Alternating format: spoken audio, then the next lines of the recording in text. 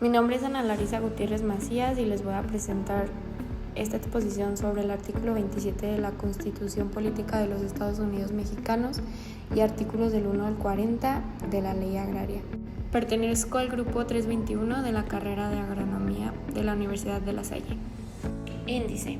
Tendremos un poquito de introducción, además hablaremos de los derechos humanos y la tierra, el alcance del artículo 1 al 40 de la Ley Agraria, además también el artículo 27 de la Constitución y algunas reflexiones.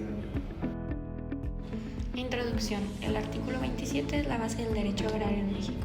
El objetivo de esta presentación es hacer un análisis crítico y personal sobre su impacto actual. Derechos humanos y la tierra. Es indispensable mencionar que la tierra es un derecho humano vinculado al bienestar y la dignidad. También considero que sin apoyo productivo el derecho se queda en lo formal simplemente. Un ejemplo de esto puede ser los ejidatarios en Chiapas con tierra pero sin riego ni créditos, lo que hace muy difícil su uso y aprovechamiento.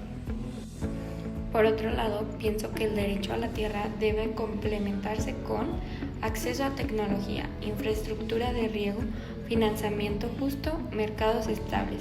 De lo contrario, el campesino sigue en pobreza aunque le den todas las tierras que le puedan dar. Un ejemplo importante de mencionar es la indivisibilidad que impide fraccionar pero deja herederos sin tierra.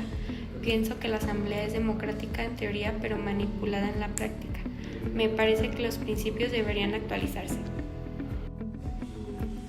Iniciaré dando un alcance de la Ley Agraria del artículo 1 al 40. Más que nada estos artículos definen sujetos agrarios, hablan de la herencia, de las asambleas y la transmisión de derechos ejidatarios. Considero que su impacto es enorme en la vida campesina.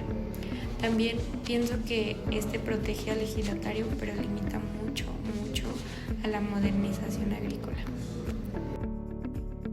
Al revisar los primeros 40 artículos se percibe con claridad que su intención es dar un marco legal para organizar la tenencia de la tierra en México. Me parece importante dar ejemplos gráficos como en Sinaloa, que los ejidos exitosos son los que se asociaron con agroindustrias como hortalizas. Pero por otro lado en Guerrero, tierras certificadas y de ejidatarios terminaron en manos de empresas despojando a los ejidatarios de estas. Me parece que la ley puede impulsar o frenar el desarrollo según cómo se le aplique. Ahora iniciaré con algunas preguntas críticas. ¿De qué sirve reconocer la tierra como derecho social si no se garantiza su aprovechamiento? Bueno, creo que sin agua, ni créditos, ni mercado, el derecho a las tierras es incompleto, ya que no se pueden aprovechar al 100%. Considero que debe complementarse con políticas integrales de desarrollo rural para que estos productores tengan la manera de aprovechar sus tierras. La siguiente pregunta es: ¿la indivisibilidad protege o genera conflictos familiares? Sobre este tema me parece que provoca exclusión de herederos. Pienso que fomenta migración y rompe el tejido social. Considero que debe replantearse para equilibrar justicia y productividad y de esta forma evitar la exclusión de los herederos. La siguiente pregunta que planteo es: ¿la asamblea ejidal es democracia real o freno al desarrollo? Para iniciar, creo que en teoría esta es la máxima autoridad democrática, pero en la práctica existen los cacicazgos, conflictos y lentitud en los procesos democráticos. Pienso que esta necesita modernizarse para ser eficaz. Yo incluiría mayor inclusión y participación real, mecanismos contra el cacicazgo y uso de tecnología para la transparencia. Ahora se hablará sobre algunos ejemplos de impacto actual. El primer ejemplo son los ejidatarios con parcelas pequeñas, como 2 hectáreas, que no compiten con agricultores empresariales de hasta 100 o más hectáreas. A estos les es muy complicado competir con los precios de producción de los grandes empresarios. Otro ejemplo podría ser comunidades en Oaxaca con tierras ociosas por rigidez legal. Es momento de hacer un mini resumen del artículo 1 al 40 de la Ley Agraria. El artículo 1 reconoce ejidos y comunidades como figuras de propiedad social. Pienso que esto es un logro histórico, pero hoy limita la capacidad de modernización agrícola. El artículo 2 define los sujetos agrarios. Considero que excluir a personas externas protege al ejidatario, pero también desalienta la inversión. Respecto al artículo 3, este habla de derechos individuales y colectivos. Me parece que en la práctica estos derechos son ambiguos y poco aplicables. El artículo 4 habla sobre la función social de la tierra. Sobre esto pienso que protege la tierra, pero no garantiza productividad ni desarrollo. Para terminar con el artículo 5, este prohíbe concentración de tierras. Pienso que por un lado evita latifundios, pero por otro lado a veces produce minifundios improductivos. En el artículo 6 podemos ver cómo se define quién puede ser ejidatario. Pienso que es justo limitarlo a campesinos reales, pero muchas veces se manipula.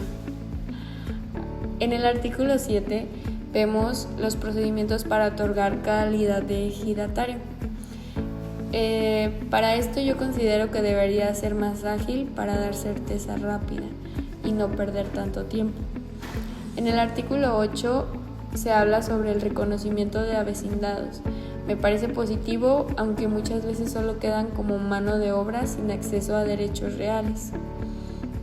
Por último, el artículo 9 y 10 habla sobre derechos de ejidatarios y avecindados. Creo que en teoría son amplios, pero en la práctica siguen sujetos a cacicazgos locales. Los artículos 11 y 12 hablan de la herencia de derechos ejidales. Pienso que la indivisibilidad protege la parcela, pero por otro lado genera injusticias entre herederos. El artículo 13 habla de la orden de sucesión. Me parece muy rígido, debería de dar más voz a la familia. En el artículo 14 y 15 podemos encontrar el procedimiento de herencia y conflictos. Considero que la falta de claridad ha provocado pleitos legales interminables y ruptura de familia en comunidades que se pueden evitar. El artículo 16 habla sobre el reconocimiento de derechos colectivos. Pienso que es una buena base, pero no se traduce en beneficios reales si no hay proyectos comunitarios. El artículo 17 y 18 hablan de los derechos de las mujeres ejidatarias y comuneras. Me parece fundamental que se reconozca, aunque en la práctica aún existen muchas barreras culturales. El artículo 19 y 20 hablan de procedimientos de incorporación y baja. Creo que deberían simplificarse porque muchos campesinos pierden derechos por trámites burocráticos. El artículo 21 habla de la asamblea ejidal y máxima autoridad. Pienso que debería ser un espacio democrático real, pero en la práctica muchas veces está controlada por líderes locales. En los artículos 22 y 23 podemos encontrar convocatorias y quórum. Esto me parece excesivamente formal, lo que provoca que muchas asambleas sean inválidas. Además, en el artículo 24 y 25 encontramos las funciones de la asamblea. Ahora vamos con el artículo 26 y 27. Estos hablan del comisariado ejidal.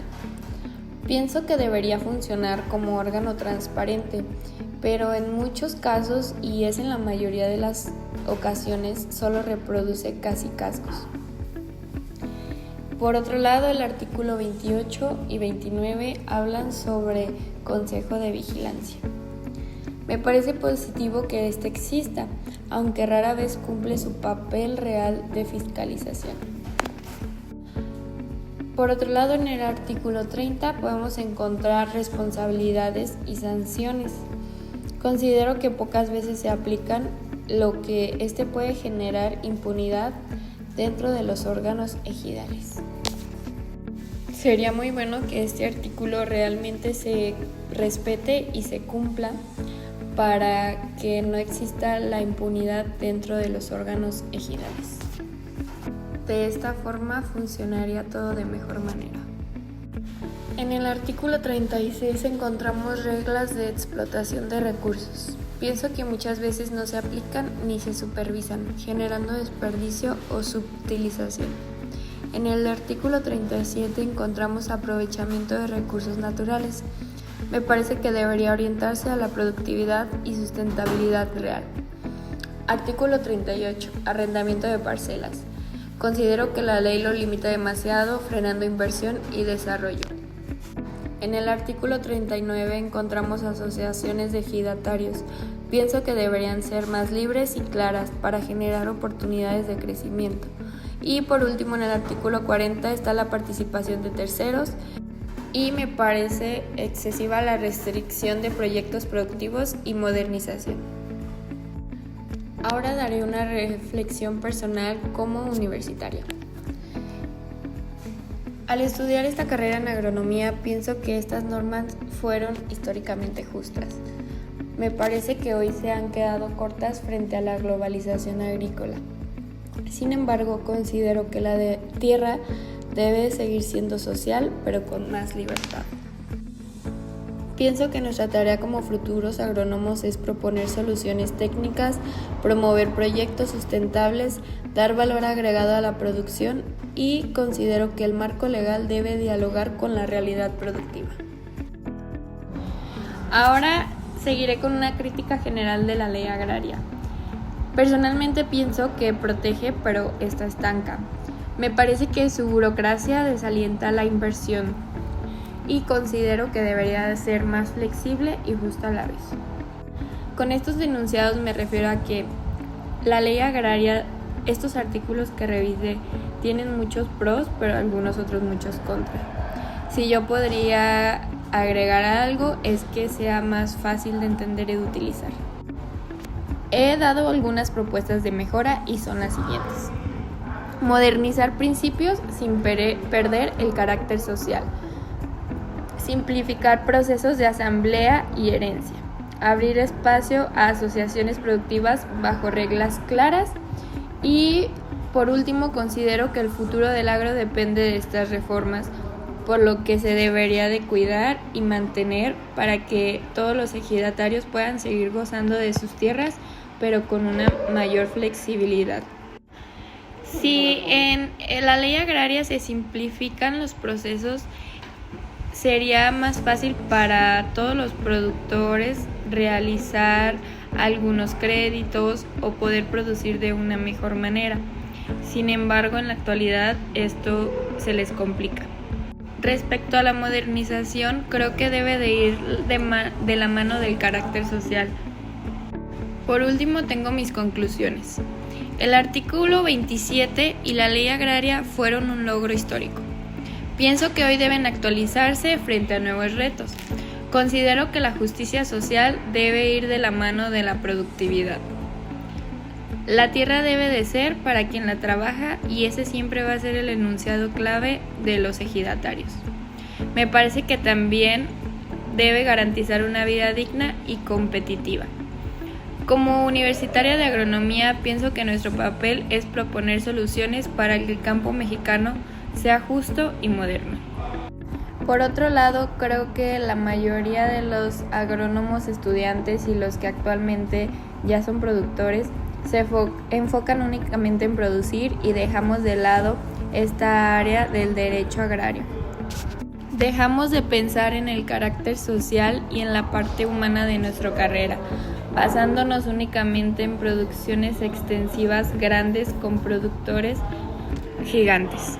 Muchas gracias. Ahora me parece importante agregar estas infografías que hablan de cómo la ley agraria se percibe. Primero, se permitió la propiedad social de la tierra en el país. Además, también gracias a esta ley agraria se mejoraron las condiciones del agro mexicano. Los ejidatarios obtuvieron el poder de más de la mitad del territorio nacional y se formaron más de 30,000 unidades productivas ejidales. Sin más por el momento, concluyo con esto. Muchísimas gracias.